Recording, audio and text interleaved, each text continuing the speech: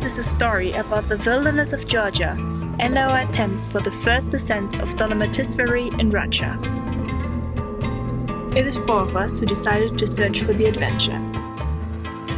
It is Conrad and me, Jule, who moved into a 19-year-old bus and drove that vehicle to Georgia to live in the Caucasus Mountains for a while and find freedom within deep powder. And it is Ferdi, our friend from home, motivated, always stoked, and a really good skier. But apart from that, one of the people you wish to spend your time in the mountains with. Sometimes you meet people in life who show strength and willpower like no other. Because there is Sergei, an exceptional and remarkable person, determined, strong-willed, and focused to reach his goals. And those goals are steep faces, long spines, and unclimbed couloirs, mixed with a bunch of adrenaline.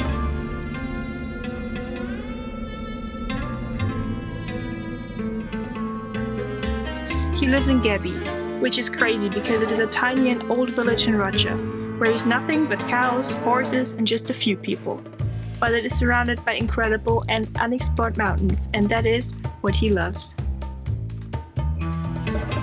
The goal. We got inspired by the video from Sergei, how he is riding the needle couloir at the Dolomitsveri Mountain, a 3,260 meter high and beautiful unclimbed mountain. After a few chachas, we knew that we would go there to support and join Sergei on his new project, the unridden north face of Dolomitisveri.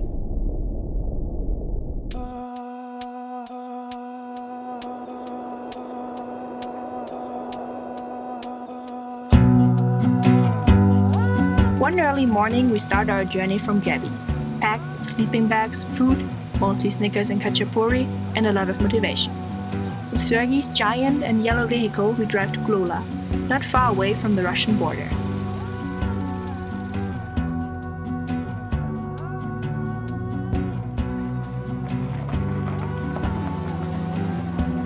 Here in Racha, we are surrounded by wild mountains with beautiful glaciers. Peaks covered by powder, places just very few or even no human has been before. Sergei is the only one that discovers these areas, always searching for marvelous lines to ride. Seeing our goal, the north face of Dolomitisveri, the first time was mind-blowing. From here it seemed to be nearly vertical, with rocks in the middle, and it is long, steep, and giant. After more than 1,000 vertical meters and a lot of kilometers, we finally crossed that endless valley and reached a place near a river. Here we want to build our base camp. Sergei, fast, strong, and efficient as always, finished his snow cave before we could even unpack our shovels.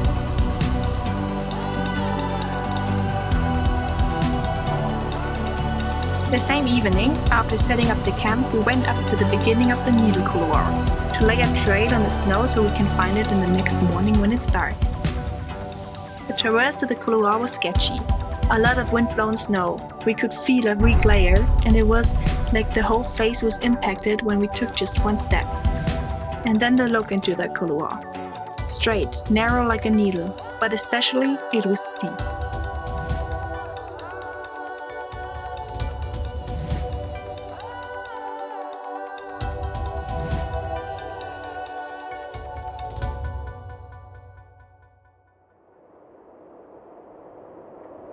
All those impressions together made us suddenly feel uneasy and anxious, and questions started to form in our heads. Is our plan maybe too dangerous? And are we even strong enough to do it? We realized at that point that it is a serious thing we are planning to do here. As soon as the sun set behind the mountains and we were back in the base camp, it became cold, and we all, except Sergei of course, started to freeze. Ja, also, der Sergei hat gesagt, das macht Spaß, hier im Schnee zu campen. Bis jetzt ist es einfach nur arschkalt, aber gut gekocht hat. Es hat Couscous mit Fleisch gegeben. Das erste Problem ist die Kälte. Das zweite Problem ist, dass wir nach unten rutschen. Und das dritte Problem ist, dass es alles zufriert. Leider habe ich meine Wasserflasche eingefroren. Die ist im Gefrierschrank draußen. Wir sind im Kühlschrank. Bis morgen. Bis morgen.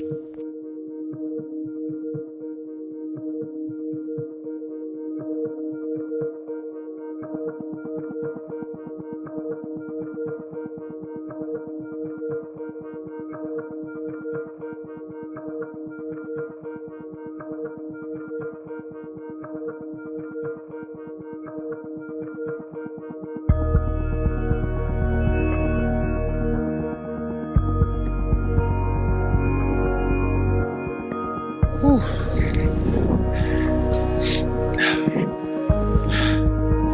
Now we are in the needle couloir, fighting our way up. And yeah, it started pretty soft, but it's getting harder and harder, and we have a lot of way to go. But so excited. Look at this, Sergii, the machine, already in the front, fighting.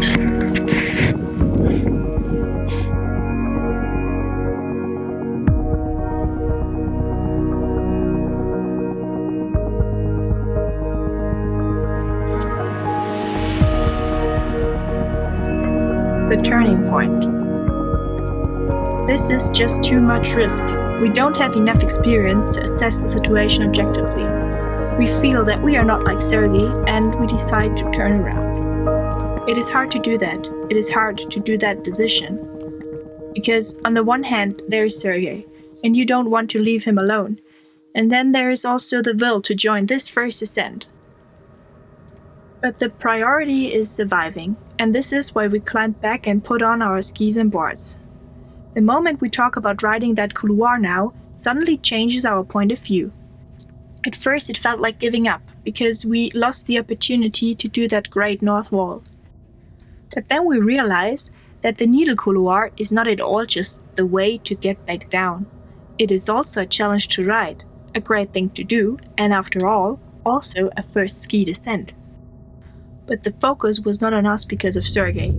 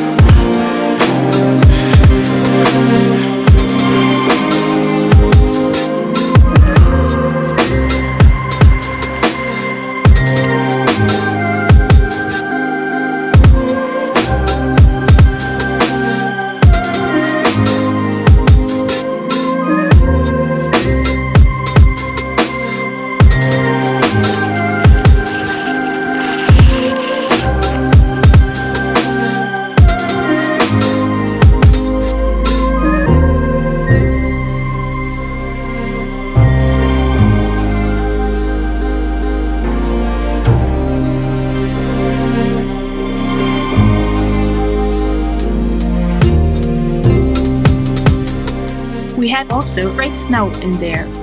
We were nervous, but it all went well.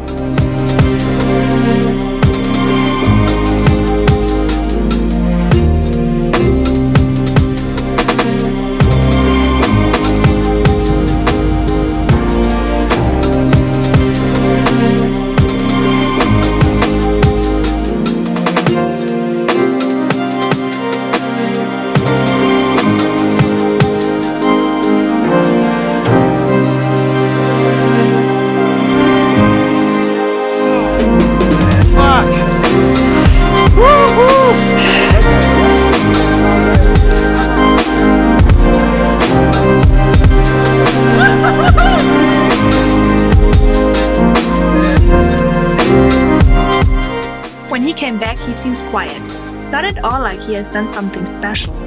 It is his modesty that he always holds. But then he says that his whole body is shaking, and there's the stove we were looking for. Heading back home.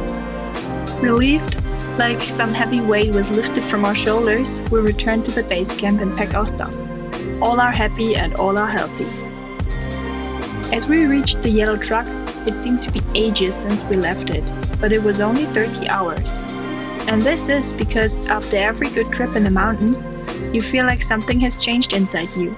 That all of the experience you gathered and the decisions you have made evolved you as a person.